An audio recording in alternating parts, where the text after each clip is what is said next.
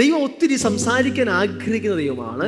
ദൈവം സംസാരിക്കുമ്പോൾ അത് വെറും ഒരു കമ്മ്യൂണിക്കേഷന് വേണ്ടി മാത്രമല്ല. ദൈവം സംസാരിക്കുമ്പോൾ അതിൻ്റെ പ്രത്യേകത, ദൈവത്തിൻ്റെ ശബ്ദം ഒരു ആശയവിനിമയത്തിന് അതീതമായി ദൈവത്തിൻ്റെ ശബ്ദം ക്രിയേറ്റ് ചെയ്യുന്ന ശബ്ദമാണ്. ദൈവത്തിൻ്റെ ശബ്ദം റിലീസ് ചെയ്യപ്പെട്ടാൽ അവിടെ ഒരു സൃഷ്ടിപ്പ് നടന്നിരിക്കും. അത് പുതിയതാവാം, ചിലപ്പോൾ നേരത്തെ ഉണ്ടായിരുന്നിട്ട് നശിച്ചു പോയതിനെ റിസ്റ്റോർ ചെയ്യുന്ന, റീക്രിയേറ്റ് ചെയ്യുന്നതും ആവാം. പുതിയത് ക്രിയേഷനും ആവാം, നഷ്ടപ്പെട്ട് മരിച്ചു കിടക്കുന്നതിനെ ജീവിപ്പിക്കുന്നതാകും. എന്തു തന്നെ ആയാലും ദൈവത്തിൻ്റെ ശബ്ദം റിലീസായി കഴിഞ്ഞാൽ അവിടെ ഒരു ജീവൻ മാനിഫെസ്റ്റ് ചെയ്തിരിക്കും. ഹല്ലേലൂയ. ദൈവത്തിൻ്റെ ശബ്ദം എവിടെ മുഴങ്ങുന്നോ അവിടെ ജീവൻ വ്യാപരിക്കും. അതുകൊണ്ടാണ് യോഹന്നാന്റെ സുവിശേഷം 6-ാം അധ്യായം 63-ാമത്തെ വാക്യത്തിൽ യേശു പറഞ്ഞു, ഞാൻ നിങ്ങളോട് സംസാരിച്ച വചനം ആത്മാവും ജീവനുമാകും. അത് സ്പിരിറ്റുമാണ്, അതേസമയം അത് ലൈഫുമാണ്. യേശു അവിടെ പറയുന്നുണ്ട്, ജീവിപ്പിക്കുന്നത് ആത്മാവാകുന്നു, ജഡമൊന്നിനും പ്രത്യേകിച്ച് ഉപയോഗമൊന്നുമില്ല. പക്ഷേ ഞാൻ നിങ്ങളോട് സംസാരിക്കുന്ന വചനം അത് ഈ ജഡത്തിനപ്പുറമായി ആത്മാവിൽ പരിവർത്തിക്കുന്നതാണ്. ആത്മാവിൽ പരിവർത്തിക്കുമ്പോൾ അവിടെ ജീവൻ ഉണ്ടാകുന്നുണ്ട്. ദൈവത്തിന്റെ ശബ്ദം റിലീസ് ചെയ്യപ്പെടുമ്പോൾ അവിടെയൊക്കെ ജീവൻ വ്യാപരിക്കും. അപ്പോൾ ദൈവം സംസാരിക്കുമ്പോൾ, ദൈവശബ്ദം റിലീസ് ചെയ്യപ്പെടുമ്പോൾ അവിടെ സൃഷ്ടിപ്പ് നടക്കും. ചില റീക്രിയേഷനും റിസ്റ്റോറേഷനും സംഭവിക്കും. ദൈവം സകലതിനെയും സൃഷ്ടിച്ചപ്പോൾ സംസാരിച്ചാണ് സൃഷ്ടിച്ചത്. ബൈബിളിലൂടെ നിങ്ങൾ നോക്കിയാൽ ദൈവം സംസാരിച്ചു എന്ന് ഒത്തിരി കാണാൻ പറ്റും. 4000-ഓളം പ്രാവശ്യം ദൈവം സംസാരിച്ചു എന്ന് ബൈബിൾ എഴുതിയിട്ടുണ്ട്. പ്രത്യേകിച്ച് ഉൽപ്പത്തി പുസ്തകത്തിൽ തന്നെ 420-ഓളം പ്രാവശ്യം ദൈവം സംസാരിച്ചു എന്ന് എഴുതിയിരിക്കുന്നു. അതിൽ അതിശയിക്കാനൊന്നുമില്ല. കാരണം ഉൽപ്പത്തി പുസ്തകം സൃഷ്ടിപ്പിന്റെ പുസ്തകമാണ്. അതിനകത്താണ് ദൈവം ഏറ്റവും കൂടുതൽ പ്രാവശ്യം സംസാരിച്ചിരിക്കുന്നത്. ദൈവം സംസാരിച്ചപ്പോൾ എല്ലാം സൃഷ്ടിപ്പുകൾ നടന്നിട്ടുണ്ട്. ഹല്ലേലൂയ. ഇന്നും ദൈവശബ്ദം കേൾക്കുമ്പോൾ സൃഷ്ടിപ്പുകൾ നടക്കുകയാണ്.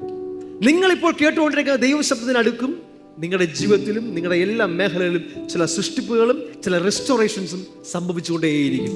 അത് വേറെ ആർക്കും ഒന്നും ചെയ്യാൻ കഴിയില്ല. അത് സംസാരിക്കുന്ന ആളിന്റെ മിടുക്കല്ല, റിലീസ് ചെയ്യപ്പെടുന്ന ദൈവ ശബ്ദമാകിയാൽ അത് പോകുന്നിടത്തൊക്കെയും പോയ കാര്യം നിവർത്തിക്കാതെ മടങ്ങി വരത്തില്ല. ദൈവശബ്ദം എവിടെയൊക്കെ മുഴങ്ങുന്നോ അവിടെയൊക്കെയും സൃഷ്ടിപ്പുകൾ നടക്കും. ദൈവം ഉൽപ്പത്തി പുസ്തകം 1-ാം അധ്യായം 3-ാമത്തെ വാക്യത്തിൽ ദൈവം പറഞ്ഞു, വെളിച്ചം ഉണ്ടാകട്ടെ. അവിടെ എഴുതിയിരിക്കുന്നത് ദൈവം പറഞ്ഞു, സെഡ്, ഗോഡ് സെഡ്. അതിന്റെ ഹീബ്രു വേർഡ് എഴുതിയിരിക്കുന്നത് ഇങ്ങനെയാണ്, അമാർ. അമാർ എന്ന് വെച്ചാൽ വിളിക്കുക, പറയുക എന്നൊക്കെയാണ്. ദൈവം വിളിച്ചു, വെളിച്ചം ഉണ്ടാകട്ടെ. നമുക്കറിയാം, റോമാലേഖനം 4-ാം അധ്യായം 17-ാമത്തെ വാക്യത്തിൽ പറയുന്നുണ്ട്, ഇല്ലാത്തതിനെ ഉള്ളതുപോലെ വിളിക്കുന്ന ദൈവം. ഹല്ലേലൂയ. ദൈവം വിളിച്ചു, വെളിച്ചം ഉണ്ടാകട്ടെ. അമാർ, വിളിക്കുക, പറയുക, വിളിക്കുക എന്നൊക്കെ അർത്ഥമുണ്ട്. അപ്പൊ ദൈവം വിളിച്ചു പറഞ്ഞു എന്ന് പറയാം. എന്ത് പറഞ്ഞു? വെളിച്ചം ഉണ്ടാകട്ടെ. എന്തുകൊണ്ടാണ് ദൈവം വെളിച്ചം ഉണ്ടാകാൻ പറഞ്ഞത്? ആഴത്തിനുമേൽ ഇരുളുണ്ടായിരുന്നു, മൊത്തത്തിൽ അന്ധകാര അവസ്ഥയായിരുന്നു. പക്ഷെ ദൈവം അതിന്റെ മധ്യേ ദൈവം പറയുകയാണ്, വെളിച്ചം ഉണ്ടാകട്ടെ. ദൈവം നമ്മൾ ചിന്തിക്കുന്നത് വ്യത്യസ്തമായിട്ടാണ്. നമ്മൾ ചില കാര്യങ്ങളെ കണ്ടിട്ട് പറയും, ദൈവം പറഞ്ഞതിനെയാണ് കാണുന്നത്. അതിന്റെ ഡിഫറൻസ് മനസ്സിലായി കാണും. ദൈവം കണ്ടത് എന്താ? അന്ധകാരത്തെ കണ്ടു. ദൈവം എന്താ പറഞ്ഞേ? വെളിച്ചം ഉണ്ടാകട്ടെ. നമ്മൾ പലപ്പോഴും അങ്ങനെയല്ല, നമ്മൾ കാണുന്നതാണ് പറയുന്നത്. പക്ഷെ യഥാർത്ഥത്തിൽ ബൈബിൾ പ്രിൻസിപ്പിൾ എന്ന് ചോദിച്ചാൽ, ബിബ്ലിക്കലാണ് നമ്മൾ നോക്കുന്നതാണ്, നാം എന്താണോ പറയുന്നത് അതിനെയാണ് കാണുന്നത്. ഹല്ലേലൂയ. ദൈവം പറഞ്ഞു, വെളിച്ചം ഉണ്ടാകട്ടെ, വെളിച്ചമുണ്ടായി. നല്ലതെന്ന് ദൈവം കണ്ടു. അതായത് അതിന്റെ ഒരു സീക്വൻസ് നോക്കിയേ. ദൈവം പറഞ്ഞു, ഉണ്ടായി, കണ്ടു. പറഞ്ഞു, ഉണ്ടായി, കണ്ടു. നമ്മളെങ്ങനെയാ? കണ്ടു, പറഞ്ഞു, ആ ഒരവസ്ഥയാണ്. നമ്മൾ കാണുന്നതാണ് പറയുന്നത്, പക്ഷെ ദൈവം കാണാൻ ആഗ്രഹിക്കുന്നതിനെ പറയും. ഹല്ലേലൂയ. വചനം പറയും, നാം ഓരോരുത്തരും ദൈവത്തിന്റെ സാദൃശ്യത്തിലും സ്വരൂപത്തിലും സൃഷ്ടിക്കപ്പെട്ടു. In his image and likeness എന്ന് വെച്ചാൽ ദൈവത്തെ പോലെ നമ്മെ സൃഷ്ടിച്ചിരിക്കുകയാണ്. അപ്പൊ നമ്മളും ദൈവം ഓപ്പറേറ്റ് ചെയ്യുന്ന പോലെ ഓപ്പറേറ്റ് ചെയ്യണം. കാണുന്നതല്ല പറയേണ്ടത്, കാണാൻ ആഗ്രഹിക്കുന്നതിനെ പറയുമ്പോൾ അതിനെ കണ്ട് നല്ലത് എന്ന് പറയാൻ കഴിയും. ഹല്ലേലൂയ. നമ്മുടെ വാക്കുകൾക്ക് അത്രമാത്രം പവറുണ്ട്. ഉൽപ്പത്തി പുസ്തകത്തിൽ നമ്മൾ നോക്കി അറിയാൻ പറ്റും, ദൈവം ബാക്കി എല്ലാത്തിനെയും പറഞ്ഞുണ്ടാക്കി. ഉണ്ടാകട്ടെ, ഉണ്ടാകട്ടെ, ഉണ്ടാകട്ടെ, എല്ലാം ഉണ്ടായി വന്നു. മനുഷ്യനെ ദൈവം ഉണ്ടാകട്ടെ എന്ന് പറഞ്ഞു ഉണ്ടാക്കിയില്ല. ദൈവം പറഞ്ഞു, എന്നെ പോലെ മറ്റൊരുവരെ ഞാൻ ഉണ്ടാക്കാൻ പോവാ. നമ്മെ പോലെ നാം നമ്മുടെ സ്വരൂപത്തിൽ സാദൃശ്യത്തിൽ മനുഷ്യനെ ഉണ്ടാക്കുക. ദൈവം മനുഷ്യനെ ഉണ്ടാക്കുമ്പോൾ ഉൽപ്പത്തി പുസ്തകം 2-ാം അധ്യായം 7-ാമത്തെ വാക്യം പറഞ്ഞിങ്ങനെയാണ്, മനുഷ്യന്റെ ഉള്ളിലേക്ക് ദൈവം തന്റെ ശ്വാസത്തെ ഊതിയപ്പോ മാൻ ബിക്കേം എ സ്പീക്കിംഗ് സ്പിരിറ്റ് എന്നാണ്. ലിവിങ് സോൾ എന്ന് പറഞ്ഞിട്ടുണ്ട്. ചില വേർഷൻസിൽ പറയുന്നത് സ്പീക്കിംഗ് സ്പിരിറ്റ് എന്ന് വെച്ചാൽ സംസാരിക്കുന്ന ആത്മാവ്. ഹല്ലേലൂയ. മനുഷ്യന് മാത്രമുള്ള പ്രത്യേകതയാണ് സംസാരിക്കുക. സംസാരിക്കുന്ന ആത്മാവാണ് മനുഷ്യൻ. കാരണം ദൈവം സംസാരിക്കുന്ന ആത്മാവാണ്. ഹല്ലേലൂയ. ദൈവത്തെ പോലെയാണ് മനുഷ്യനെയും ദൈവം സൃഷ്ടിച്ചത്. എന്നിട്ട് മനുഷ്യൻ എന്താണ്? സംസാരിച്ച് ഉണ്ടാക്കുന്നവനാണ്. കാരണം അവൻ സ്പീക്കിംഗ് സ്പിരിറ്റ് ആണ്. അവൻ സംസാരിച്ച് ഉണ്ടാക്കുന്നവനായാണ് ദൈവം. ദൈവത്തെ പോലെയാണ് മനുഷ്യനെ സൃഷ്ടിച്ചത്. ഹല്ലേലൂയ. സങ്കീർത്തനങ്ങൾ 8-ാം അധ്യായത്തിൽ പറയുകയാണ്, മനുഷ്യപുത്രനെ ദൈവം, നാം ഓരോരുത്തരെയും ദൈവം എങ്ങനെയാ സൃഷ്ടിച്ചിരിക്കുന്നത്? മാനവും തേജസ്സും അണിയിച്ച് ദൈവത്തെക്കാൾ അല്പം മാത്രം താഴ്ത്തി. ഹല്ലേലൂയ.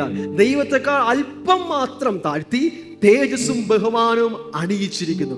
സകലതും അവന്റെ കാൽക്കീഴിലാക്കിയാണ് ദൈവം അവനെ സൃഷ്ടിച്ചത്. എന്ന് വെച്ചാൽ ഒരു ചെറിയൊരു ദൈവമായിട്ടാണ് ദൈവം ആദാമിനെ സൃഷ്ടിച്ചത്. ഭൂമിയുടെ ദൈവമായിരുന്നു ആദം. അതുകൊണ്ടാണ് കൊരിന്ത്യർ ലേഖനത്തിൽ പൗലോസ് പറയുകയാണ്, ഈ ലോകത്തിന്റെ ദൈവമാകുന്ന സാത്താൻ എന്ന് പറഞ്ഞൊരു വാക്ക് നമ്മൾ കാണാൻ കഴിയും. എങ്ങനെയാണ് സാത്താൻ ഈ ലോകത്തിന്റെ ദൈവമായത്? സാത്താൻ ഈ ലോകത്തിന്റെ ദൈവമായിരുന്നില്ലല്ലോ. ദൈവമായത് എങ്ങനെയാ? അതിനർത്ഥം ആദം ഈ ലോകത്തിന്റെ ദൈവമായിരുന്നു. ഈ ഭൂമിയുടെ ദൈവം ആദമായിരുന്നു. ആദമിനുണ്ടായിരുന്ന അധികാരത്തെയാണ് സാത്താന് കൈമാറ്റം ചെയ്യപ്പെട്ടത്. അതുകൊണ്ടാണ് സാത്താൻ യേശുവിനോട് പറയുകയാണ്, സകല അധികാരം എൻ്റെ മേൽ നൽകപ്പെട്ടിരിക്കുന്നു. എനിക്ക് ഒരാൾ തന്നതാണ്. ആര് കൊടുത്തു? ആദം കൊടുത്തു. ആദം തൻ്റെ അധികാരം കൊടുത്തിട്ട് താൻ ഒരു അടിമയായി മാറി. ഹല്ലേലൂയ. അങ്ങനെയാണ് സാത്താൻ ഈ ലോകത്തിന്റെ പ്രഭുവായി മാറിയത്. ഈ ലോകത്തിന്റെ പ്രഭു സാത്താൻ അല്ല, ആദമായിരുന്നു. യേശു അവിടെ നിന്നാണ് റെസ്റ്റോറേഷൻ വരുത്തിയിട്ട് ഇന്ന് നമ്മെ ഈ ലോകത്തിന്റെ അധിപതികളാക്കി മാറ്റിയിരിക്കുകയാണ്. നമ്മെ ഈ ലോകത്തിന്റെ വെളിച്ചമാക്കി നിർത്തിയിരിക്കുകയാണ്. നമുക്ക് ഇന്ന് സകല അധികാരവും നൽകിയിരിക്കുകയാണ്. ഹല്ലേലൂയ. നമ്മുടെ വാക്കുകൾക്കുള്ള പ്രാധാന്യം വളരെ വളരെ വലുതാണ്. ബൈബിളിൽ ദൈവത്തിന്റെ ഏറ്റവും വലിയ പ്രത്യേകതയാണ് ദൈവം സംസാരിക്കുന്നു, അതിനെ സൃഷ്ടിക്കുന്നു. ഹല്ലേലൂയ. സംസാരിച്ച് ദൈവം ഇല്ലാത്തതിനെ ഉള്ളതുപോലെ വിളിച്ച് വരുത്തുകയാണ്. ഞാൻ പറഞ്ഞില്ലേ, ഉൽപ്പത്തി പുസ്തകം 2:7 പറയുകയാണ്, മാൻ ബിക്കെയിം അനദർ സ്പീക്കിംഗ് സ്പിരിറ്റ്. ദൈവത്തെ പോലെ മറ്റൊരു സംസാരിക്കുന്ന ആത്മാവായി മനുഷ്യൻ മാറി. ഹല്ലേലൂയ. What A privilege. ദൈവം എന്തു പറഞ്ഞാലും അങ്ങനെ സംഭവിക്കത്തില്ലേ? സംഭവിക്കുകയില്ലയോ? അങ്ങനെ അധികാരത്തോടു കൂടെയാണ് ദൈവം മനുഷ്യനെ സൃഷ്ടിച്ചത്. ഹല്ലേലൂയ. ദാവീദിനൊരിക്കൽ ദൈവമായിട്ടൊരു എൻകൗണ്ടർ ഉണ്ടായി. സങ്കീർത്തന പുസ്തകം 81-ാം അധ്യായത്തിൽ നമുക്ക് കാണാൻ കഴിയും. അവിടെ എഴുതിയാണ്, ദൈവം ദാവീദിനോട് പറയുകയാണ്, നിന്റെ വായ് നീ വിസ്താരത്തിൽ തുറക്കാ, ഞാൻ അതിനെ നിറയ്ക്കും. എങ്ങനെ തുറക്കും? ഇങ്ങനെ തുറക്കണമെന്നാണോ? വലിയ വായെന്ന് പറഞ്ഞുകൊണ്ടിരുന്ന അതിനകത്ത് നിറ വരുന്നതാണോ? എങ്ങനെയാണ്? വായ്കളെ തുറന്ന് വലിയ കാര്യങ്ങളെ പറയണം, ഞാൻ അതിനെ ഗ്രാൻഡ് ചെയ്യും. ഹല്ലേലൂയ. ഹല്ലേലൂയ. നമ്മൾ വായ് തുറന്ന് ചെറുതല്ല പറയേണ്ടത്, വലിയ കാര്യങ്ങളെ പറയണം. കാരണം അതിനെ നിവർത്തിക്കുന്നത് ഞാനാണ്, നിറയ്ക്കുന്നത് ഞാനാണ്. നീ നിന്റെ വായ് വലുതായിട്ട് തുറക്കണം. ദാവീദിനോട് ദൈവം പറഞ്ഞു, നീ വായ് വിസ്താരത്തിൽ തുറക്ക. ഹല്ലേലൂയ. റോമലേഖനം 1-ാം അധ്യായം 17-ാമത്തെ വാക്യത്തിൽ പറയും, നീതിമാൻ വിശ്വാസത്താൽ ജീവിക്കും.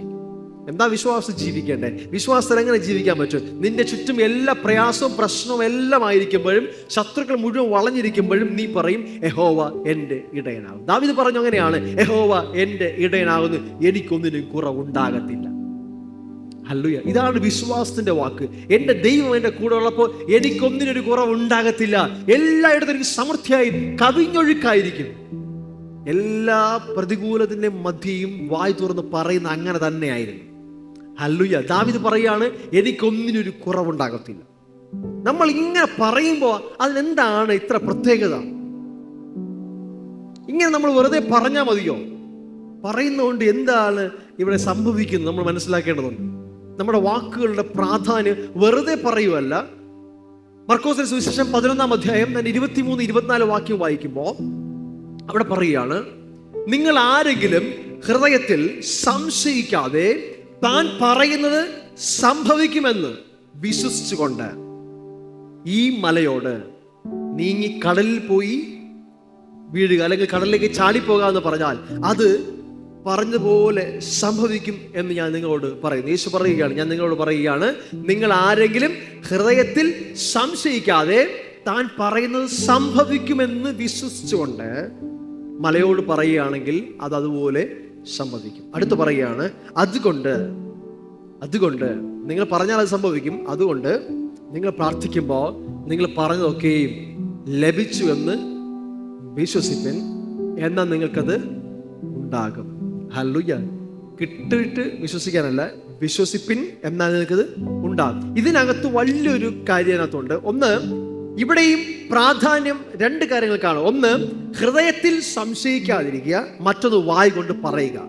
ഹൃദയത്തിനകത്ത് നീ സംശയിക്കാതെ വിശ്വാസത്തോടെ പറയുക, സംശയിക്കരുത്, വിശ്വാസത്തോടെ പറയുക. ഇതാണ് അവിടുത്തെ പോയിന്റ്. അപ്പോ ഒരു മലയോട് നീങ്ങിപ്പോകാൻ പറയുന്നതിന് മുമ്പായിട്ട് ഹൃദയത്തിൽ സംശയിക്കാതിരിക്കണമെങ്കിൽ ഏറ്റവും പ്രധാന കാര്യം ദൈവത്തിനുള്ള പ്രധാന പ്രത്യേകത തന്നെയാണത്. ദൈവം വെളിച്ചം ഉണ്ടാകട്ടെ എന്ന് പറയുമ്പോൾ അവിടെ കണ്ട ആ ഇരുട്ടിനെ അല്ല തൻ്റെ അകത്ത് കണ്ടത്. ദൈവം അകത്ത് അതിൻ്റെ മധ്യ ഒരു വെളിച്ചത്തെ ഇമാജിൻ ചെയ്തിട്ടാണ് ദൈവം വിളിച്ചു പറഞ്ഞത്, വെളിച്ചം ഉണ്ടാകട്ടെ. നമുക്ക് പലപ്പോഴും പ്രാർത്ഥനകളുടെ മറുപടി കാണാത്തതിന് കാരണം നമ്മൾ ആ മറുപടിയെ കണ്ടിട്ടല്ല വിളിച്ചു പറയുന്നത്. നമ്മുടെ ഈ പ്രശ്നങ്ങളുടെ നടുവിൽ സിറ്റുവേഷനിൽ നിന്നിട്ട് ആ പ്രശ്നത്തെ വയറിനകം നിറച്ചു വച്ചിട്ടാണ് നമ്മൾ പ്രാർത്ഥിക്കുന്നത്. നമ്മുടെ ഹൃദയത്തിനകത്ത് എന്താണോ നിൽക്കുന്നത് അതാണ് വായ് പ്രസ്താവിക്കുന്നത്. ഹൃദയത്തിനകത്ത് നിറഞ്ഞു നിൽക്കുന്നത്രേ വായ് പ്രസ്താവിക്കുന്നത്. പക്ഷേ ഹൃദയത്തിനകത്ത് ഭയങ്കരമായ ഭീതിയും രോഗത്തിന്റെ പ്രശ്നങ്ങളും എല്ലാം എടുത്തു വച്ചിട്ട് സൗഖ്യത്തെ പറഞ്ഞുകൊണ്ടിരുന്നാൽ ഇത് തമ്മിൽ എഗ്രിമെന്റിലല്ല. ഹൃദയത്തിൽ ഒന്ന്, വായ്ക്കകത്ത് വേറൊന്ന്. ഇത് സംഭവിക്കത്തില്ല. ഇത് രണ്ടും മാച്ച് ചെയ്യപ്പെടണം. ഉൽപ്പത്തി പുസ്തകം 11-ാം അധ്യായത്തിൽ വളരെ പ്രൊഫൗണ്ട് ആയിട്ടുള്ള ഒരു സ്റ്റേറ്റ്മെന്റ് ഉണ്ട്. അവിടെ നിങ്ങൾ അറിയാൻ പറ്റും, ബാബേൽ ഗോപുരം നിർമ്മിക്കുവാൻ അവർ ഒരു കല്ല് പോലും വയ്ക്കും മുമ്പേ അവരുടെ ഹൃദയത്തിൽ അവർ ആ വലിയ കെട്ടിടം പണിയാനുള്ള പ്ലാൻ ചെയ്തു. ശ്രദ്ധിച്ചു കേൾക്കണം, അവർ ഹൃദയത്തിനകത്തൊരു ബാബേൽ ഗോപുരം ഉണ്ടാക്കി. പുറമേ ഒന്നും ചെയ്തില്ല. അവരൊരിടത്ത് കൂടി എല്ലാവരും ഒന്ന് എഗ്രി ചെയ്തിട്ട് പറഞ്ഞു, നമുക്കൊരു വലിയ ഗോപുരം ഉണ്ടാക്കണം. എത്രമാത്രം ഹൈറ്റ് വേണം? അതങ്ങ് ആകാശം മുട്ട എത്തുന്ന, സ്വർഗത്തോളം എത്തുന്ന ഒരു വലിയ ഗോപുരമായിരിക്കണം. ഞാൻ ഇന്നും അതിശയിക്കുന്നു, ഇന്ന് ഇത്രയും ടെക്നോളജി ഉണ്ടായിട്ടും ഇന്നൊരു അതുപോലൊരു കെട്ടിടം പണിയാന്ന് വിചാരിച്ചാൽ നടക്കുമെന്ന് എനിക്ക് തോന്നുന്നില്ല. ഇന്നെല്ലാവരും പറയും ബുർജ് ഖലീഫ ഭയങ്കര ഉയരമാണ്. അതെവിടെ എത്തി? എത്ര ദൂരം എത്തി? എത്ര മീറ്റർ ഉണ്ട്? ഇവിടെ പറഞ്ഞത് ആകാശത്തോളം എത്തുന്ന വലിയൊരു കെട്ടിടം പണിയാൻ പോവാ. ഒരു ഗോപുരം, സ്വർഗത്ത് എത്തുന്ന ഒരു ഗോപുരം പണിയാൻ പോവാ. എന്നിട്ട് അത് കേട്ട ദൈവം പറയുകയാണ്, ജനമെല്ലാം ഒന്ന്, അവരുടെ ഭാഷ ഒന്ന്, അവരുടെ ചിന്ത ഒന്ന്, അവർക്കിത് അസാധ്യമാവത്തില്ല. അവർ ഹൃദയത്തിനകത്തൊരു കോട്ട പണിതു. അവർ കണ്ടു. അവർ കണ്ടപ്പോൾ വചനം പറഞ്ഞതിനാണ്, ദൈവം അവർ പണിത ആ ബിൽഡിങ്ങിനെ കാണുവാനായി ഇറങ്ങി വന്നു. എവിടെ പണിതു? ഹൃദയത്തിൽ പണിതു. ഹൃദയത്തിനകത്ത് അവർ പണിതെങ്കിൽ ദൈവം പറയുകയാണ് അത് പണിതതാ. അകത്തു വന്നെങ്കിൽ അത് പുറത്തു വരും. ഞാൻ ഇങ്ങനെ പറയും, അകത്തു നിനക്ക് ചിന്തിക്കാൻ പറ്റിയിട്ടുണ്ടെങ്കിൽ നീ പ്രഗ്നന്റ് ആയി. അത്ഭുതം പുറത്തു വന്നേ മതിയാകത്തുള്ളൂ. ഹല്ലേലൂയ. നിനക്കൊരു പ്രാർത്ഥനയുടെ മറുപടി അകത്ത് ഇമാജിൻ ചെയ്യാൻ പറ്റിയാൽ അത് പുറത്തു വന്നിരിക്കും. That's the power of creation. അത് ദൈവത്തിൻ്റെതായ ഒരു പ്രത്യേകതയാണ്. ദൈവം നമുക്ക് തരുന്ന ഏറ്റവും വലിയ കഴിവാണ് ഇമാജിനേഷൻ. ഹല്ലേലൂയ. നിങ്ങൾക്ക് നിങ്ങളെ ഒരു ബില്യണറായിട്ട് ഇമാജിൻ ചെയ്യാൻ പറ്റിയാൽ നീ അങ്ങനെയാണ്. അതുകൊണ്ടാണ് സദൃശവാക്യം പറയുന്നത്, ഒരുവൻ ഹൃദയത്തിൽ നിരൂപിക്കുന്ന പോലെ അവൻ ആകുന്നു. ആയി തീരുമെന്നല്ല, ആകുന്നു. അങ്ങനെ ആയിക്കഴിഞ്ഞു. അതുകൊണ്ടാണ് യേശു കർത്താവ് ഈ ഭൂമിയിലേറപ്പോൾ മത്തായിയുടെ സുവിശേഷം 5-ാം അധ്യായം 28-ാമത്തെ വാക്യത്തിൽ യേശു പറഞ്ഞു, ഒരുവൻ സ്ത്രീയെ മോഹിക്കേണ്ടതിന് അവളെ നോക്കിയാൽ വ്യഭിചാരം ചെയ്ത് കഴിഞ്ഞു. ചെയ്തു പോയി. Past tense. ചെയ്യും അല്ല, ചെയ്തു. ശ്രദ്ധിച്ചേ, വ്യഭിചാരത്തിന്റെ ആഗ്രഹത്തോടെ, മോഹത്തോടെ ഒരു സ്ത്രീയെ മനസ്സിൽ സങ്കല്പിച്ചപ്പോൾ, ഇമാജിൻ ചെയ്തപ്പോൾ സ്വർഗത്തിലെ ദൈവം പറയുകയാണ്, നീ വ്യഭിചാരം ചെയ്യുമെന്നല്ല, ചെയ്ത് കഴിഞ്ഞു. ഫിസിക്കലി തൊട്ടിട്ടില്ല, ജസ്റ്റ് നീ ഇമാജിൻ ചെയ്തേ ഉള്ളൂ. സ്വർഗത്തിലെ ദൈവം പറയുകയാണ്, ഡൺ, കഴിഞ്ഞു. അങ്ങനെയാണെങ്കിൽ നീ സൗഖ്യമായതായിട്ട് നീ ഇമാജിൻ ചെയ്താൽ സ്വർഗം പറഞ്ഞു അവൻ സൗഖ്യമായിരിക്കുന്നു. അത് ഭയങ്കര പവർഫുൾ ആണ്. കാരണം നിന്റെ ഇമാജിനേഷൻ അകത്ത് നീ എന്താണോ കാണുന്നത് അത് ക്രിയേറ്റ് ആയേ മതിയാകത്തുള്ളൂ. ഒരു ബാഡ് ആയിട്ടുള്ള, ഒരു മോശമായിട്ടുള്ള കാര്യം നീ ഹൃദയത്തിൽ ചിന്തിച്ചപ്പോൾ തന്നെ അത് ഒറിജിനലായി നടന്നു എന്ന് സർവശക്തനായ ദൈവം പറഞ്ഞിട്ടുണ്ടെങ്കിൽ നല്ലൊരു കാര്യം നീ ഇമാജിൻ ചെയ്ത് നോക്കി, അതങ്ങനെ സംഭവിച്ചിരിക്കും. അവന്റെ ഇഷ്ടപ്രകാരം നിങ്ങൾ എന്ത് ചോദിച്ചാലും, അവിടെ എഴുതിയിരിക്കുന്ന വചനം, മനോഹരമായ ഒരു വചനമുണ്ട്, നിങ്ങൾ ചോദിക്കുന്നതിലും നനയ്ക്കുന്നതിലും അത്യന്തപരമായി. ചോദിക്കുന്നത് മാത്രമല്ല, നനയ്ക്കണം. ചോദിക്കുകയും ചെയ്യണം, നനയ്ക്കണം. നനയ്ക്കുക, ചിന്തിക്കുക. ചിന്തിച്ച് നീ എടുത്താൽ അത്യന്തപരമായി നിന്നിൽ വ്യാപരിക്കുന്ന ശക്തി, നിന്റെ അകത്തിരുന്ന പരിശുദ്ധാത്മാവ് നിനക്ക് ഇമാജിനേഷനുള്ള ഒരു ക്രിയേറ്റിവിറ്റിക്കുള്ള പവർ എന്നിട്ടുണ്ട്. നിനക്ക് അവനുമായി ചേർന്ന് കോ ലേബർ ചെയ്ത് ക്രിയേറ്റ് ചെയ്യാമെങ്കിൽ അത് പുറത്തു വന്നിരിക്കും. വചനം ഒത്തിരി പ്രാവശ്യം പറഞ്ഞിട്ടുണ്ട്, നാം ഓരോരുത്തരും ക്രിസ്തുവിനോടുകൂടെ കൂട്ടുവേലക്കാരാണ്. പരിശുദ്ധാത്മാവ് നമ്മുടെ കോ ലേബറാണ്, നമ്മോടൊപ്പം ചേർന്ന് പ്രവർത്തിക്കുന്ന സഹായിയാണ്. ഞാൻ കഴിഞ്ഞ ദിവസം സഹോദരങ്ങൾ പറയുണ്ടായി, ഇപ്പൊ നമ്മൾ രണ്ടുപേർ ചേർന്ന് ഒരു ക്രിയേഷൻ നടത്തുക, ഒരു സാധനം ഉണ്ടാക്കുക. എൻ്റെ മനസ്സിനകത്ത് ഒരു പിക്ചർ ഉണ്ട്. ഞാൻ ഒരു കസേര ഉണ്ടാക്കുന്ന പിക്ചറാണ്. എൻ്റെ മനസ്സിലൊരു കസേരയാണ്. പക്ഷെ കൂടെ പണിയെടുക്കുന്ന ആളുടെ മനസ്സിലൊരു മേശയാണ്. കസേര ഉണ്ടാകത്തില്ല, മേശ ഉണ്ടാകത്തില്ല. കാരണം നമ്മൾ രണ്ടും കൂട്ടുവേല ചെയ്യുന്നു, പക്ഷെ ഒരു എഗ്രിമെന്റിലെത്തിയില്ല. പരിശുദ്ധാത്മാവ് നീ ഒരു എഗ്രിമെന്റിലെത്തിയിട്ട് നീ അവനുമായി ചേർന്ന് അകത്തൊരു സാധനം ഉണ്ടാക്കിയെടുത്താൽ അത് പുറത്തു വന്നേ മതിയാകത്തു. Hallelujah. It's a power of imagination. Imagine ചെയ്യുന്ന സാധനം വിശ്വാസത്തെ നിനക്ക് പറയാൻ പറ്റുമെങ്കിൽ അത്ഭുതം നടക്കും. നീ ആദ്യം മലയെ നോക്കി, മല ഇവിടെ നിന്ന് മാറിപ്പോകുന്നത് നീ കണ്ടുകൊണ്ടാണെങ്കിൽ വിശ്വാസത്തോടെ, ഹൃദയത്തിൽ സംശയിക്കാതെ, ഹൃദയത്തിനകത്ത് ഒരു ഉറപ്പുണ്ട്, ഞാനിപ്പോൾ പറയുമ്പോൾ ഇവിടെ ഇരിക്കുന്ന മല അവിടെ പോയി ചാടും. അത് കാണാൻ പറ്റിയാൽ നീ വിളിച്ചു പറ, അത് സംഭവിക്കും. Hallelujah. Hallelujah. നമ്മൾ പലപ്പോഴും ദൈവം സൃഷ്ടിപ്പ് നടത്തുന്നു പറയുമല്ലോ. ദൈവം സൃഷ്ടിപ്പ് മാത്രമല്ല, ഇന്ന് ഞാൻ പറയുകയാണ്, ദൈവം ചിലരെ റീക്രിയേറ്റും ചെയ്യും, റിസ്റ്റോറും ചെയ്യും. ദൈവം, നമ്മൾ സാധാരണ ലോകത്തിലെ ആളുകളാണെങ്കിൽ ഒരു വ്യക്തിയെ നോക്കിയാൽ, ഒരു സിറ്റുവേഷൻ നോക്കിയാൽ, അവിടുത്തെ മോശം അവസ്ഥയെ കണ്ടാൽ അവിടെ ചിലപ്പോൾ കളഞ്ഞിട്ട് പോകും. ദൈവം അങ്ങനെയല്ല. ഉൽപ്പത്തി മുതൽ വെളിപ്പാട് വരെ ദൈവം അങ്ങനെയല്ല. കാരണം ഉൽപ്പത്തി പുസ്തകം നമുക്ക് വായിക്കുമ്പോൾ അറിയാൻ പറ്റും, ഭൂമി പാഴും ശൂന്യവുമായി കിടന്നു, ആർക്കും വേണ്ട, ഇരുളിന്റെ അവസ്ഥ. പക്ഷെ ദൈവം അതിനെ കൈവിട്ടില്ല. കാരണം ആ ഇരുട്ടിന്റെ മേലെ, ആ വെള്ളത്തിന്റെ മേലെ പരിശുദ്ധാത്മാവ് പരിവർത്തിച്ചു കൊണ്ടിരുന്നു. അവിടെ ഇരുന്ന വാക്ക് ഹോവറിംഗ് എന്നാണ്. ഹോവറിംഗ് എന്ന് വെച്ചാൽ ഒരു കോഴി മുട്ടയുടെ മേൽ അടയിരിക്കും പോലെ, ഒരു ജീവനെ ഉണ്ടാക്കുന്നതിന് വേണ്ടിയുള്ള ശ്രമത്തിന്റെ ഭാഗമായി വളരെ ഈഗർലി എക്സ്പെക്ട് ചെയ്തുകൊണ്ട് ആ മുട്ടയുടെ മേൽ അടയിരിക്കുന്ന പോലെ ഒരു തള്ളക്കോഴി ഇരിക്കും പോലെ ആ മോശമായ പാഴും ശൂന്യമായ ആ വെള്ളത്തിന്റെ മേൽ, ആ ഭൂമിയുടെ മേൽ പരിശുദ്ധാത്മാവ് ഇങ്ങനെ അടയിരിക്കുകയായിരുന്നു. അതാണ് ഇൻക്യുബേഷനുള്ള ഏറ്റവും നല്ല അറ്റ്മോസ്ഫിയർ. അതായത് ദൈവ സാന്നിധ്യം നീ എവിടെ അനുഭവിക്കുന്നുണ്ടോ അതാണ് ക്രിയേഷനുള്ള ഏറ്റവും ബെസ്റ്റ് പ്ലേസ്, ഏറ്റവും ബെസ്റ്റ് അറ്റ്മോസ്ഫിയർ അതാണ്. അങ്ങനെ അറ്റ്മോസ്ഫിയർ കിട്ടിക്കഴിഞ്ഞാൽ പിന്നെ മിണ്ടാതിരിക്കരുത്, സംസാരിക്കണം, വായി തുറന്ന് സംസാരിക്കണം. ദൈവം അങ്ങനെയാണ്.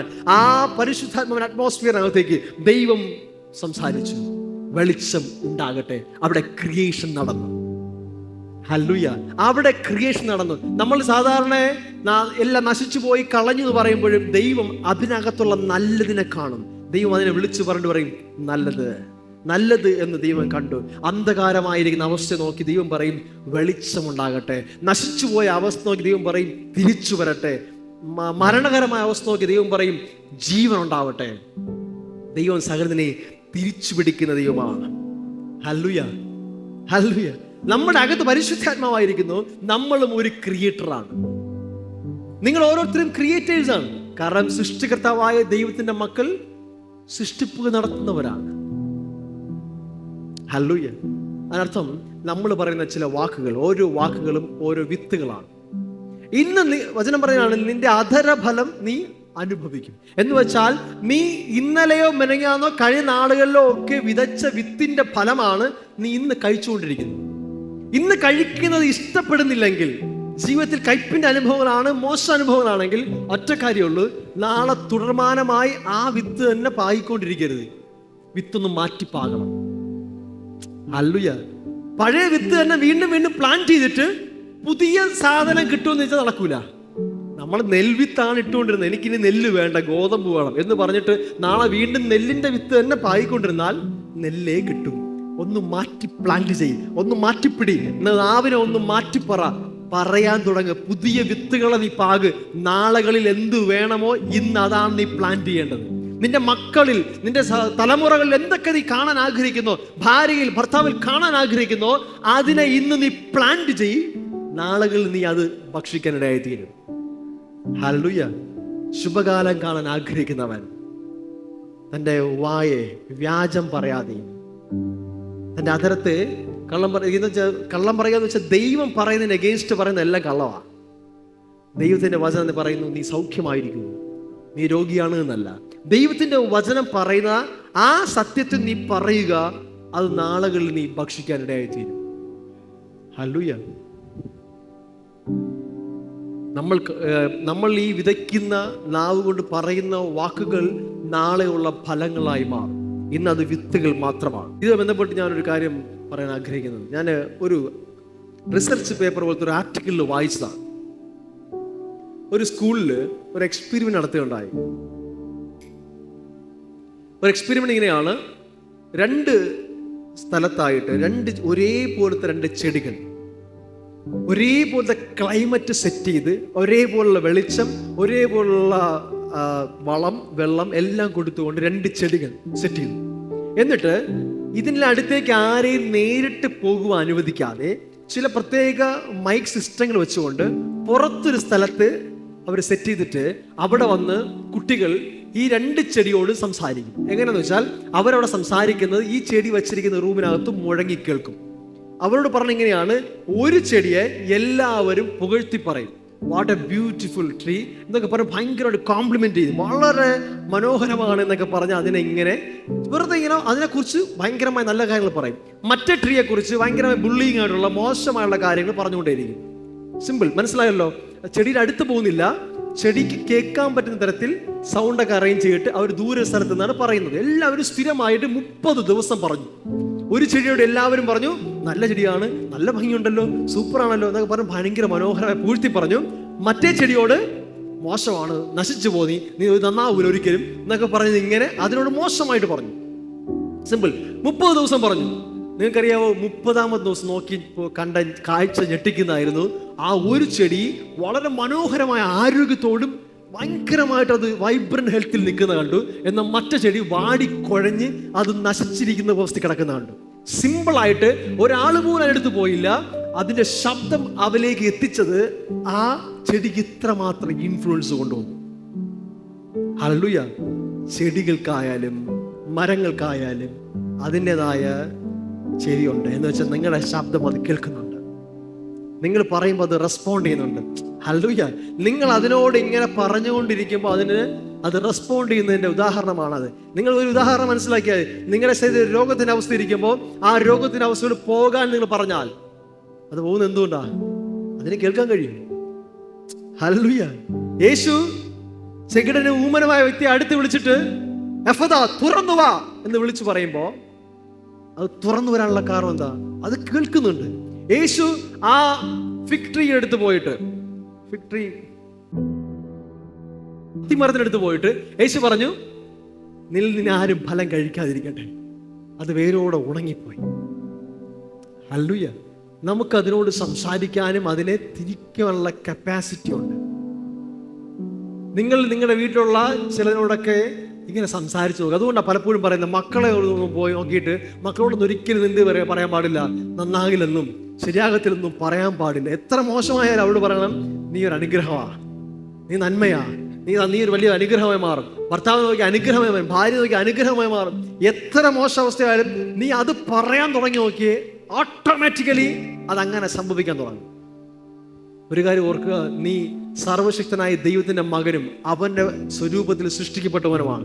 നീ പറയുമ്പോൾ നീ ഒരു സ്പീക്കിംഗ് സ്പിരിറ്റ് ആണ്, നീ സംസാരിക്കുന്ന ആത്മാവാണ്. നീ പലതും ആത്മമണ്ഡലത്തിൽ ക്രിയേറ്റ് ചെയ്യുന്നുണ്ട് സംസാരിക്കുമ്പോൾ. പഴയ നിയമത്തിലെ ഏറ്റവും വലിയ അത്ഭുതം എന്ന് ചോദിച്ചാൽ ഞാൻ പറയും, പഴയ നിയമത്തിലെ ഏറ്റവും വലിയ അത്ഭുതം, എന്നെ ചലഞ്ച് ചെയ്തൊരു അത്ഭുതം എന്ന് ചോദിച്ചാൽ എഹെസ്കേലിന്റെ പുസ്തകം 37-ാം അധ്യായമാണ്. എഹെസ്കേലിന്റെ പുസ്തകം 37-ാം അധ്യായത്തിൽ എഹെസ്കേൽ പ്രവാചകനെ ദൈവം ഒരു മരുഭൂമിയിലേക്ക്, ഒരു താഴ്വരയിലേക്ക് കൊണ്ടുപോയി. ഒരു അസ്ഥി താഴ്വര, അസ്ഥികൾ കൂമ്പാരമായി കൂട്ടിയിട്ടിരിക്കുന്ന ഒരു താഴ്വരയെ കൊണ്ട് നിർത്തിയിരിക്കുക. സത്യത്തിൽ നമുക്ക് പുതുനിയമ സഭയോടുള്ള ഒരു വലിയ സന്ദേശമാണത്. അത് പറയുന്നതിന് മുമ്പ് ഞാനത് പറയാം.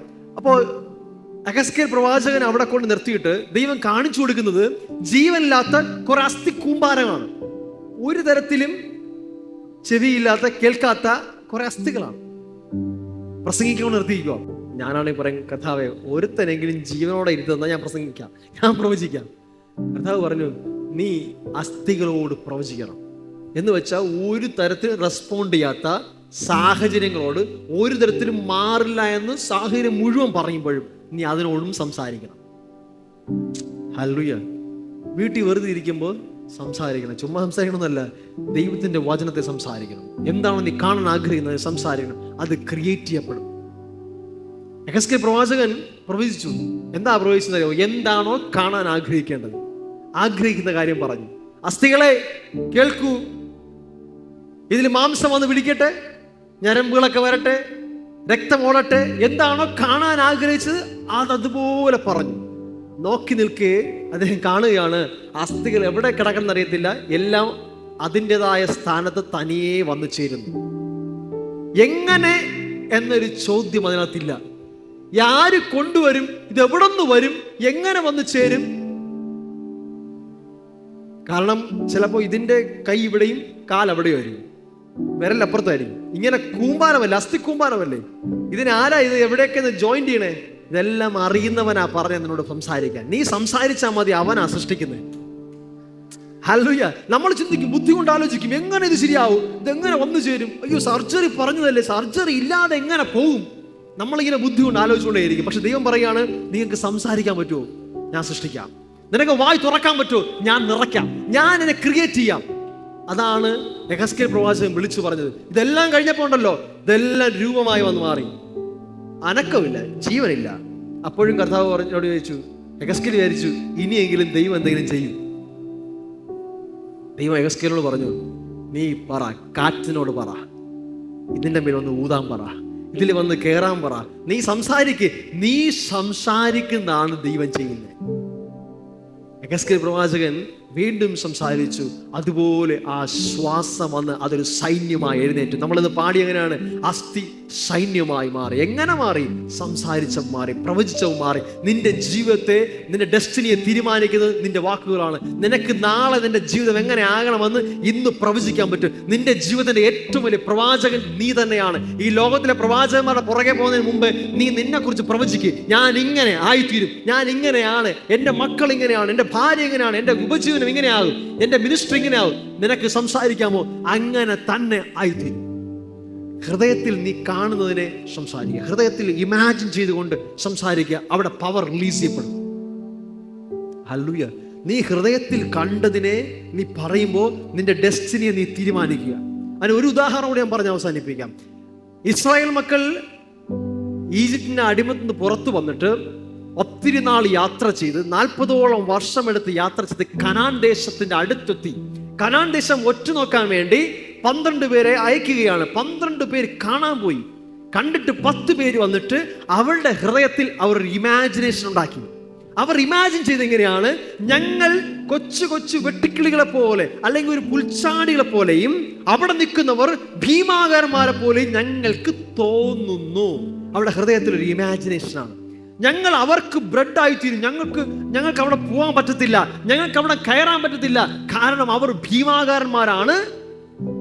ഞങ്ങൾ വളരെ പുൽച്ചാടികളാണ്. എവിടെ പുൽച്ചാടിയായി, എവിടെ ഭീമാകാരനായി? ഹൃദയത്തിൽ. അവരുടെ മനസ്സിനകത്ത് അവർ ഇമാജിനേഷൻ ഉണ്ടാക്കി. ഞങ്ങൾ ഇങ്ങനെയാണ്, അവർ അങ്ങനെയാണ്. പലരും അങ്ങനെയാണ്. ഒരു രോഗം വരുമ്പോൾ ആ രോഗത്തെ ഇമാജിൻ ചെയ്ത് വലുതാക്കും.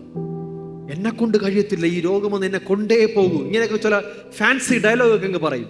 ഇത് ഭയങ്കരമാണ് ആള് എന്നൊക്കെ പറഞ്ഞ് ആ രോഗത്തെ അങ്ങ് വലുതാക്കിയിട്ട് നമ്മളെ അങ്ങ് ചെറുതാക്കി, കൂടെ നമ്മുടെ കർത്താവിനെ അങ്ങ് ചെറുതാക്കും. നമ്മളെ ചെറുതാക്കുമ്പോൾ നമ്മുടെ അകത്തിരിക്കുന്ന ആളെ നമ്മൾ ചെറുതാക്കുകയാണ്. കാരണം വചനം പറയുന്നു, ലോകത്തെക്കാൾ വലിയവൻ നിന്റെ അകത്തിരിക്കുകയാണ്. നീ നിന്നെ ചെറുതെന്ന് വിളിക്കുമ്പോൾ നിന്റെ ദൈവത്തെ കൂടെ ചെറുതെന്ന് വിളിക്കുന്നത്. കാരണം കൊരിന്ത്യർ ലേഖനത്തിൽ പറയുന്നു, കർത്താവുമായി ചേരുന്നവൻ അവനുമായി ഏക ആത്മാവാകുന്നു, അവനുമായി ഒന്നായിരിക്കുന്നു. നീ നിന്നെ ചെറുതെന്ന് പറയുമ്പോൾ നീ കർത്താവിനെ ചെറുതാക്കുക, പകരം പറയണം. അതുകൊണ്ടാണ് വചനം പറയുന്നത്, ബലഹീനൻ പറയട്ടെ ഞാൻ ശക്തനെന്ന്. Let the weak say I am strong. അതാണ് ഫെയ്ത്തിന്റെ വാക്ക്, വിശ്വാസത്തിന്റെ വാക്ക്. അത് കള്ളം പറയുന്നതല്ല. അങ്ങനെയാണ്. നിനക്ക് ബലമില്ലായിരിക്കും, ബുദ്ധിയില്ലായിരിക്കും, പക്ഷെ പറയും ഞാൻ ബുദ്ധിയുള്ളവനാണ്, ആരോഗ്യമുള്ളവനാണ്, ഞാൻ സന്തോഷമുള്ളവനാണ്. അങ്ങനെ പറയണമെന്നാണ് വചനം പറഞ്ഞിരിക്കുന്നത്. എന്ന് വെച്ചാൽ ദാരിദ്ര്യത്തിൽ കിടക്കുമ്പോഴും പറയും ഞാൻ സമ്പന്നനാണ്, ഞാൻ അനുഗ്രഹിക്കപ്പെട്ടവനാണ്, എൻ്റെ കൈകളിലൂടെ സമ്പത്ത് ഒഴുകും. ഇതിങ്ങനെ പറയാനുള്ളതാണ്. ജോശുവയും കാലേബും എന്ന് പറഞ്ഞു, അവരും ഇമാജിൻ ചെയ്തു. 10 പേര് ഇമാജിൻ ചെയ്തത് തങ്ങളെ പുൽച്ചാടികളെ പോലെയും അവിടുത്തെ ആൾക്കാരെ വലിയ ഭീമാകാരന്മാരെ പോലെയും. ജോശുവയും കാലേബും മാത്രം ജസ്റ്റ് ഡിഫറൻസ്, അവരുടെ അകത്തൊരു ഇമാജിനേഷനിൽ മാറ്റം. അവർ ഇമാജിൻ ചെയ്ത് ഇങ്ങനെയാണ്, അവിടെ ഉള്ളവർ എത്ര വലുതായിക്കോട്ടെ, അവർ ഞങ്ങൾക്കുള്ള ഭക്ഷണമാണ്. എന്ന് വെച്ചാൽ നമുക്കൊരു സാധനത്തെ ഭക്ഷിക്കണമെങ്കിൽ നമ്മൾ അതിനേക്കാളും വലുതായിരിക്കണം. ശരിയല്ലേ? ആനയെ നമുക്ക് തിന്നാൻ പറ്റത്തില്ലല്ലോ, നമ്മൾ അതിൻ്റെ വലുതാവണം. അതായത് ജോശുവയും കാലേബും കണ്ടത് അവർ ഭീമാകരന്മാരായിട്ടും അവിടെ ഇരിക്കുന്നവരൊക്കെ ഞങ്ങൾക്ക് ഫുഡുമാണ്, ഭക്ഷണമാണ്, അവർ ഞങ്ങൾക്ക് അപ്പമാണ്. കാരണം ദൈവമാണ് ഞങ്ങൾ അയച്ചത്. ദൈവം എനിക്ക് തരുമെന്ന് പറഞ്ഞ ദേശം തന്നിരിക്കുമെന്നുള്ള വിശ്വാസത്തിൽ അവർ പറയുകയാണ്, നമ്മൾ വലുതും അവർ ചെറുതും. വചനം വ്യക്തമായി പറയുന്നു, ആ 10 പേർ പറഞ്ഞത് കേട്ടനുസരിച്ച ഒരു കൂട്ടം ജനം അവരുടെ ഡെസ്റ്റിനി ആ മരുഭൂമിയിൽ തീർന്നു. അവരുടെ ജീവിതത്തിന്റെ അവസാനം മരുഭൂമിയിൽ തീർന്നു. എന്നാൽ ഒരു കൂട്ടർ അവർ ഇമാജിൻ ചെയ്തു, അവർ ഡെസ്റ്റിനി അവർ തിരിച്ചു, അവർ അതിനകത്ത് പ്രവേശിച്ചു. നമുക്കും നമ്മൾ ഇമാജിൻ ചെയ്യുന്നതിനപ്പുറം കടക്കാൻ പറ്റത്തില്ല. നിങ്ങൾക്ക് ഇമാജിൻ ചെയ്യാൻ പറ്റാത്ത ഒരു വിജയം നിങ്ങൾക്ക് ഉണ്ടാകത്തില്ല. നിങ്ങൾക്ക് ഇമാജിൻ ചെയ്യാൻ പറ്റാത്ത ഒരു അനുഗ്രഹം നിങ്ങൾ കാണത്തില്ല. ഞാൻ പറഞ്ഞ മനസ്സിലാവുന്നുണ്ടോ? കാരണം imagination is equal to creation. Imagine അത് ക്രിയേഷനാണ്. നിങ്ങൾ ഭൗതിക തലത്തിൽ ഇമാജിനേഷൻ, ആത്മമണ്ഡലത്തിൽ ക്രിയേഷനാണ്. ദൈവം കാണുന്നത് നിന്റെ ക്രിയേഷനാണ്. ഹല്ലേലൂയ. യോങ്കിച്ചോ എന്ന മനുഷ്യൻ അദ്ദേഹത്തിന്റെ 4th ഡയമെൻഷൻ എന്ന ബുക്കിനകത്ത് ഇങ്ങനെ എഴുതി, അദ്ദേഹത്തിന്റെ കൊച്ചു ചാപ്പലില് അദ്ദേഹം ഒരു ദിവസം ഡിക്ലെയർ ചെയ്തു, എനിക്ക് ദൈവം നല്ലൊരു സൈക്കിളും ഒരു നല്ലൊരു ചെയറും ഒരു നല്ലൊരു മേശയും തരും. ഇങ്ങനെ ഡിക്ലെയർ ചെയ്തു. അത് കഴിഞ്ഞിട്ട് അദ്ദേഹം കുറേ ദിവസം പ്രാർത്ഥിച്ചുകൊണ്ടേയിരുന്നു. ഒത്തിരി പേര് പ്രാർത്ഥിക്കുന്നുണ്ട്. ഒരു ദിവസം അദ്ദേഹം പ്രാർത്ഥിക്കുമ്പോൾ ദൈവം അദ്ദേഹത്തോട് പറഞ്ഞു, അദ്ദേഹം ദൈവത്തോട് കംപ്ലൈന്റ് പറയുക, ദൈവമേ എനിക്ക് ചെയർ കിട്ടിയില്ല, മേശ കിട്ടിയില്ല, സൈക്കിൾ കിട്ടിയില്ല. അപ്പൊ ദൈവം പറഞ്ഞു, മോനെ ജോങ്കി, ഒത്തിരി ചെയറുണ്ട്, ഒത്തിരി മേശയുണ്ട്, ഒത്തിരി സൈക്കിളുണ്ട്. നിനക്ക് ഏത് സൈക്കിൾ വേണം, ഏത് മേശ വേണം, ഏത് കസേര വേണം? സ്വാഭാവികമായിട്ട് ഞാൻ അങ്ങനെ. ഇപ്പൊ ഡിയോൺ വന്ന് പറയും, പപ്പ എനിക്കൊരു പേന വേണം. അപ്പൊ നമ്മൾ ചോദിക്കും ഏത് പേന വേണം? സിമ്പിൾ, ഏതെങ്കിലും ഒരു പേന വാങ്ങിച്ചു കൊടുത്താൽ പേന ആവത്തില്ല. അവന്റെ ആവശ്യം സ്പെസിഫിക് ആയിരിക്കണം. അതുപോലെ സ്വർഗ്ഗ ദൈവത്തോട് നമുക്ക് ഉറപ്പുണ്ടെങ്കിൽ നമ്മൾ എന്ത് ചെയ്യണം? സ്പെസിഫിക് ആയിട്ട് ചോദിക്കണം. സ്പെസിഫിക് ചോദിക്കുന്ന അർത്ഥം അത് ഉറപ്പെങ്കിലും കിട്ടുമ്പോൾ അറിയാൻ പറ്റും ദൈവം തന്നതാണ്. കസേര ചോദിച്ചു, ഒരു കസേര കിട്ടി, അത് ദൈവം തന്നതാണെന്ന് അറിയാൻ പറ്റും. നമ്മൾ ചോദിച്ചതാണ് കിട്ടുമ്പോൾ ടിക്കറുണ്ട്, കിട്ടി എന്ന് വരവ് വെക്കണ്ടേ. അപ്പൊ ദൈവം ചോദിച്ചു, മോനെ യോങ്കി നിനക്ക് എന്ത് വേണം? അപ്പൊ അദ്ദേഹം പറഞ്ഞു, എനിക്കൊരു അമേരിക്കൻ സൈക്കിൾ വേണം. അമേരിക്കൻ ഏതൊരു മോഡലുണ്ട്, ആ പേര് പറഞ്ഞിട്ട് പറഞ്ഞു. എന്നിട്ട് ഏതോ ഒരു തടി, എനിക്ക് ഓർക്കുന്നില്ല, നല്ലൊരു തടി, കൂടിയ തടിയാണ്. ആ തടിയുടെ പേരുള്ള ഡെസ്ക്, ബെഞ്ച്, അത് പറഞ്ഞു. അത് പറഞ്ഞു. ഇത് പാശ്ചപ്പായക്ക് ഒരു വലിയ സന്തോഷം തോന്നി, മനസ്സിനകത്ത് വലിയ സന്തോഷം. അപ്പോൾ അദ്ദേഹം പിറ്റേ ദിവസം കൂടെയുള്ള 3-4 പറഞ്ഞു, ദൈവം എനിക്ക് ഒരു ചെയർ, ഇന്നതിൻ്റെ ചെയർ തന്നു, ഇന്നതിൻ്റെ ഒരു മേശ തന്നു, ഇന്നതിൻ്റെ ഒരു സൈക്കിൾ തന്നു പറഞ്ഞു. അപ്പോൾ കുറച്ച് കുഞ്ഞു പിള്ളേര് അദ്ദേഹത്തിൻ്റെ പാസ്റ്ററിനടുത്ത് വൈദ്യം ചോദിച്ചു, പാസ്റ്ററെ ഞങ്ങൾ അങ്ങോട്ട് വരാണ്, ആ ഓഫീസിൽ വരാണ്, ഞങ്ങൾക്കൊന്ന് കാണിച്ചു തരണമെന്ന് പറഞ്ഞു. ഇദ്ദേഹം ആകെപ്പോഴും പെട്ടുപോയി. ഇദ്ദേഹം പറഞ്ഞു, ദൈവമേ കിട്ടിയെന്ന് പറയുകയും ചെയ്തു, വിശ്വാസം കൊണ്ടാണ് പറഞ്ഞേ. അവിടെ സാധനം ഇല്ല, ഒഴിഞ്ഞ സ്ഥലം കണ്ടാൽ അവരുടെ വിശ്വാസം കൂടെ പോകും. പക്ഷെ അദ്ദേഹം വൈകുന്നേരം ചാപ്പലിലേക്ക് പോയപ്പോൾ ഇവർ പുറകെ പോയി. ഇവരതിനകത്ത് കയറിയപ്പോൾ ഇവർ ചോദിച്ചു, പാസ്റ്ററെ എവിടെ? എവിടെയാണ് ചെയർ, എവിടെയാണ് കസേര, എവിടെയാണ് സൈക്കിൾ? പെട്ടെന്ന് അദ്ദേഹത്തിന്റെ ഉള്ളിൽ ദൈവം ഒരു ചിന്ത കൊടുത്തു. അദ്ദേഹം പറഞ്ഞു, തന്റെ വയറ് കാണിച്ചിട്ട് പറഞ്ഞു, ഇതിനകത്താ, ഞാൻ ഇപ്പൊ പ്രഗ്നന്റ് ആണ്, എന്റെ അകത്ത് ഞാൻ ഉണ്ടാക്കിയിട്ടുണ്ട്, പക്ഷെ അത് പുറത്തു വരും. അദ്ദേഹത്തിനകത്ത് പരിശുദ്ധം അങ്ങനെ പറയാൻ പറഞ്ഞു. അപ്പോൾ പിള്ളേർ കളിയാക്കി തുടങ്ങി. ലോകത്തിലെ ഏറ്റവും ആദ്യത്തെ പ്രസവിക്കാൻ പോകുന്ന ആൺ പാസ്റ്റർ യോഗീച്ചാണെന്ന് ആൾക്കാർ കളിയാക്കി തുടങ്ങി. ഒത്തിരി പേര് പറയാൻ തുടങ്ങി. ഇങ്ങനെ കളിയായിക്കൊണ്ടേയിരുന്നു. ഒരു സുപ്രഭാതത്തിൽ അദ്ദേഹം പറയുകയാണ്, ഈ 2 ടേബിളും മേശയും കസേരയും അദ്ദേഹം പറഞ്ഞ സാധനം തന്നെ അദ്ദേഹത്തിന്റെ ആ ഓഫീസിലേക്ക് എത്തി. മാത്രമല്ല, ഒരു മിഷണറി അവിടെ വന്നിട്ട് തിരിച്ചു പോയപ്പോൾ അദ്ദേഹത്തിന്റെ മകന്റെ അമേരിക്കൻ ഈ പറഞ്ഞ മോഡൽ സൈക്കിൾ ഇദ്ദേഹത്തിന് കൊടുത്തിട്ട് പോവുകയും ചെയ്തു. അപ്പോൾ മനസ്സിലായി, ദൈവത്തോട് ചോദിച്ചാൽ അതേ സാധനം തന്നെ കിട്ടുമ്പോൾ അത് ടിക്കിടാൻ പറ്റും. മനസ്സിലായി, അതാണ് വിശ്വാസത്തോടെ പറയുമ്പോൾ നമ്മൾ സ്പെസിഫിക് ആയി, എൻ്റെ ദൈവമേ എനിക്ക് ഇത് വേണം, ഇന്നത് വേണം എന്ന് പറഞ്ഞാൽ ദൈവം പറയും, മോനെ അത് തരാൻ പറ്റും. അതിന് മറ്റൊരു റീസണുണ്ട്. ഇന്നത് വേണമെന്ന് പറയുമ്പോൾ നമ്മൾ അതിനെ മനസ്സിൽ കാണും. ദൈവം അബ്രഹാമിനോട് പറഞ്ഞു, അബ്രഹാമേ നിനക്ക് ഞാൻ സന്തതിയെ തരും. അബ്രഹാം പറഞ്ഞു, വാ ശരി, പ്രായം 100 ആവുമ്പോൾ. അപ്പൊ ദൈവം പറഞ്ഞു, നിന്റെ മക്കൾ എങ്ങനെ ഇരിക്കുന്ന അറിയാമോ?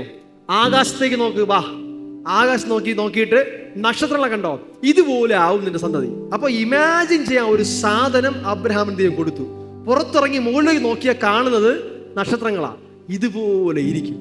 എന്നിട്ട് പറഞ്ഞു, കടൽക്കരയിലെ മണൽ പോലെ ആകും. അബ്രഹാം ആ ദേശത്ത് നടക്കുമ്പോൾ കാലിൽ ചവിട്ടുന്ന മുഴുവൻ മണലാ, എവിടെ നോക്കിയാലും മണല്, ഇതുപോലെ ആകും. അപ്പൊ ഇമാജിൻ ചെയ്യാൻ, പകല് മുഴുവൻ മണലല്ല നടക്കുന്നത്. അപ്പൊ മനസ്സിലായി, ഇതുപോലെയാണ് എൻ്റെ സന്തതി. രാത്രി നോക്കിക്കഴിഞ്ഞാൽ ആകാശത്ത് നോക്കി കാണുന്ന മുഴുവൻ നക്ഷത്രമാണ്, ഇതുപോലെയാണ് എൻ്റെ സന്തതി. ഇത് കണ്ണിന്റെ മുന്നിൽ ഇങ്ങനെ പ്രോമിസിനെ കീപ്പ് ചെയ്തുകൊണ്ടായിരുന്നു. പക്ഷെ അത് അങ്ങനെ തന്നെ സംഭവിച്ചു. നമുക്ക് ചെയ്യുന്ന പ്രോമിസുകൾ എന്തു തന്നെ ആയാലും അത് കണ്ണിന്റെ മുന്നിൽ വയ്ക്കുക, അതെപ്പോഴും നിന്റെ ചിന്തയിൽ വെക്കുക, ഇമാജിൻ ചെയ്യുക. അത് ഉറപ്പായി നിന്റെ ജീവിതത്തിൽ പുറത്തു വന്നിരിക്കും. ഹല്ലേലൂയ. ഇമാജിൻ ചെയ്യുക, പറയുക, എന്നാൽ നിനക്കത് ഉണ്ടാകും. കിട്ടിയെന്ന് വിശ്വസിപ്പിൻ എന്ന് പറയുന്ന അർത്ഥം ഇമാജിൻ ചെയ്യുക, അകത്ത് ഉണ്ടാക്കിയെടുക്കുക. അത് ക്രിയേഷന്റെ പവറാണ്. ദൈവം അങ്ങനെയാണ് നമുക്ക് അതിൻ്റെ ഒരു കാര്യം തന്നിരിക്കുന്നത്. ഞാൻ കഴിഞ്ഞ ദിവസം ഒരു ഉദാഹരണം കൂടെ പറഞ്ഞായിരുന്നു. അതെനിക്ക് ഞാൻ ഇവിടെ സംസാരിച്ചുകൊണ്ട് പറയുന്ന ഉദാഹരണമാണ്. അത് സിമ്പിളാണ്, ഇത്രയേ ഉള്ളൂ. ഉദാഹരണത്തിന്, നിങ്ങളുടെ വീട്ടിലേക്ക് നിങ്ങളുടെ കുഞ്ഞുമകൻ സ്കൂളിൽ നിന്ന് വരികയാണ്. അവൻ വന്നിട്ട് പറയുകയാണ്, അമ്മ എന്നെ ഒരാൾ ഒരു കാര്യമില്ലാതെ 2-3 അടിയടിച്ചു, എന്നെ വലിച്ചഴിച്ച് റോഡിലിട്ട് ഒരുപാട് ഉപദ്രവിച്ചു എന്നിങ്ങനെ വിശദമായി ഡീറ്റെയിൽഡ് ആയിട്ടൊരു കാര്യം പറയാൻ വിചാരിക്കുക. നിങ്ങൾക്ക് ഇപ്പൊ തന്നെ ചിന്തിക്കാൻ പറ്റുന്നുണ്ടാവുമല്ലോ. നിങ്ങളുടെ മോൻ വന്ന് കരഞ്ഞോണ്ട് വിളിച്ചോണ്ട് വരുവാണ്. അപ്പോൾ ഇങ്ങനെയാണ്, അങ്ങനെ അടിച്ചു, ഇങ്ങനെ അടിച്ചു എന്നൊക്കെ പറയുമ്പോൾ നിങ്ങൾ എന്ത് ചെയ്യും? ആ സീൻ നിങ്ങളുടെ മനസ്സിനകത്ത് റീക്രിയേറ്റ് ചെയ്യും. മാത്രമല്ല, ഇത് പറഞ്ഞുകൊണ്ടിരിക്കുമ്പോൾ തന്നെ നിങ്ങൾ അങ്ങടെ അരിശം കൊണ്ട് നിങ്ങൾ അങ്ങ് എഴുന്നേറ്റ്, പിന്നെ കൈ കിട്ടി എന്ത് കിട്ടിയാലും അടിക്കാൻ കണക്കിട്ട് നിങ്ങൾ അങ്ങ് റെഡിയാവും. ശരിയല്ലേ? സയൻസ് പറഞ്ഞ അങ്ങനെയാണ്. നമ്മുടെ ബ്രെയിനകത്ത് ഹോർമോൺസ് ഒക്കെ റിലീസാവും, അഡ്രിനാലിനൊക്കെ റിലീസായിട്ട് എന്ത് ഫൈറ്റ് നേരിടാൻ വേണ്ടി നമ്മൾ തയ്യാറായി. കാരണം നമ്മൾ പറഞ്ഞതല്ല, ഓട്ടോമാറ്റിക്കലി ബ്രെയിൻ അതങ്ങ് എടുത്ത്. എന്തുകൊണ്ട്? ബ്രെയിൻ ഇത് ഒറിജിനലാണോ എന്നൊന്നും അറിയത്തില്ല. ബ്രെയിൻ അങ്ങ് എല്ലാം നമ്മൾ ചിന്തിച്ചപ്പോൾ തന്നെ റിലീസ് ചെയ്തു. ഇതെല്ലാം പറഞ്ഞ് നിങ്ങൾ അങ്ങോട്ട് കമ്പൊക്കെ എടുത്ത് ഇറങ്ങിയപ്പോൾ മോൻ പറയാണ്, അയ്യേ ഞാൻ വെറുതെ പറ്റിച്ചത്, ഞാൻ തമാശക്ക് പറഞ്ഞതാ എന്ന് പറഞ്ഞാൽ റിലീസ് ചെയ്ത അഡ്രിനാലിൻ തിരിച്ചു പോകത്തില്ല. കാരണം നിന്റെ ഒറിജിനൽ ആണോ ഡ്യൂപ്ലിക്കേറ്റ് ആണോ ബ്രെയിനിന് അറിയത്തില്ല. ബ്രെയിനിനെ സംബന്ധിച്ചോളം ദൈവം അങ്ങനെ വെച്ചേക്കുന്നത്, ഇമാജിനേഷൻ ഈസ് ക്രിയേഷൻ. നീ ഇമാജിൻ ചെയ്താൽ ഒറിജിനലായി സംഭവിച്ചു കഴിഞ്ഞു. ഹല്ലേലൂയ. പിടിയിട്ടില്ല, മനസ്സിലായില്ല? നമ്മൾ അതുകൊണ്ടാണ് നമ്മൾ ഇമാജിൻ ചെയ്യുമ്പോൾ തന്നെ നമ്മുടെ ശരീരം അതിനോട് റെസ്പോണ്ട് ചെയ്യുന്നത്. അത്രമാത്രം പവർ നമ്മുടെ ഇമാജിനേഷൻ ഉണ്ട്. മോശമായ കാര്യങ്ങൾ നമ്മൾ ചിന്തിക്കുന്ന, ഇമാജിൻ ചെയ്യുന്നതിന് എന്തുമാത്രം നമ്മുടെ ശരീരത്തിൽ റിഫ്ലക്ഷൻ കൊണ്ടുവരുന്നെങ്കിൽ,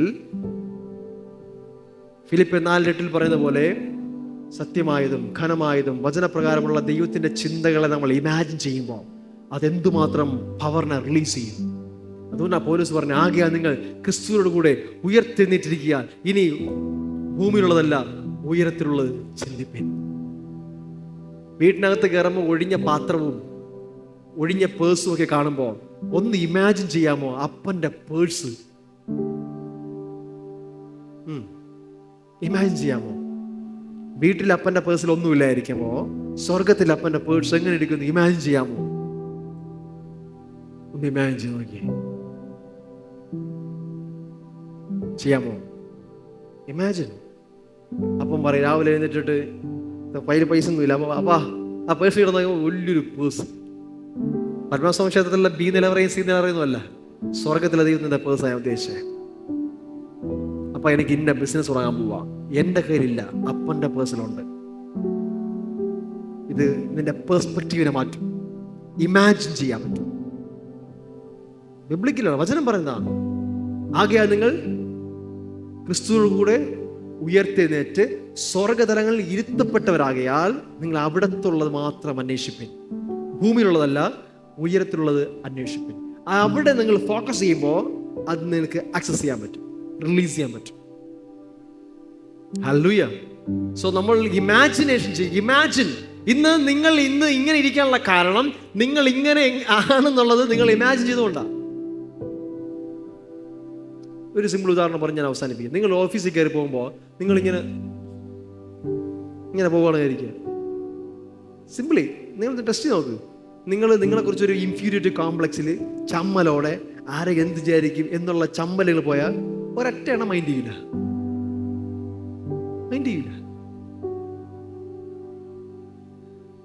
പക്ഷെ അതേസമയം എന്തൊക്കെയാണ് എന്നുള്ള വിചാരത്തിൽ നിങ്ങളോട് തന്നെ പറയുകയാണ്, ഞാൻ ദൈവത്തിൻ്റെ മകനാണ്, അധികാരമുള്ളവനാണ്, എന്നെ കാണുന്നവരെന്ന് ബഹുമാനിക്കും എന്നുള്ളൊരു മൈൻഡ് സെറ്റിൽ പോയി നോക്കി എൻ്റെ അറ്റ്മോസ്ഫിയറിനെ ടോട്ടലി ഷിഫ്റ്റ് ആവണം.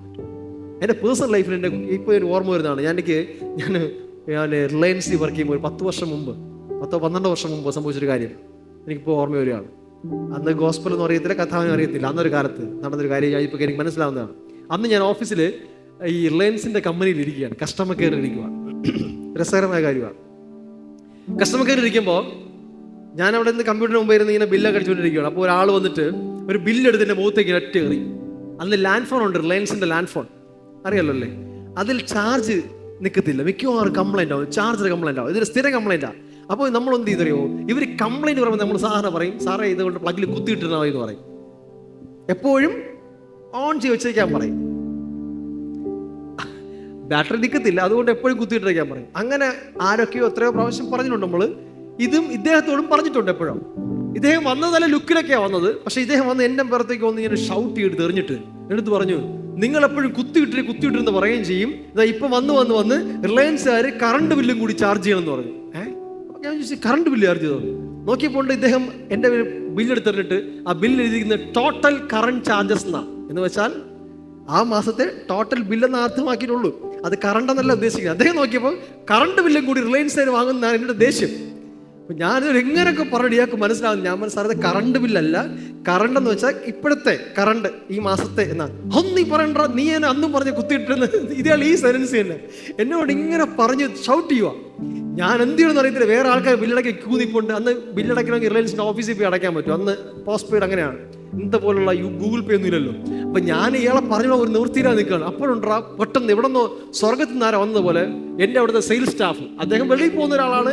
അയാളാണെങ്കിൽ ഒരു എന്താ പറയുക, ഒരു വിദ്യാഭ്യാസമുള്ള ആളല്ല, സാധാരണ 7ാം ക്ലാസ്സോ ഗുസ്തിയല്ലായിരിക്കും. അയാൾ വന്ന് ഇങ്ങനെ വരുന്നത്, ഇങ്ങനെ വന്നിട്ട് ഇയാളെ തോളിലേക്ക് ഇട്ടിട്ട്, ഹലോ മിസ്റ്റർ കം.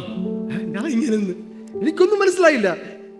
ഞാൻ അവിടെ കസ്റ്റമർ കെയറിൻ്റെ സ്റ്റാഫ്, മറ്റേ വെളിയിൽ പോകുന്ന ഒരാൾ. ഞാനും വെളിയിൽ പോകുന്നുണ്ട്, പക്ഷെ അതല്ല.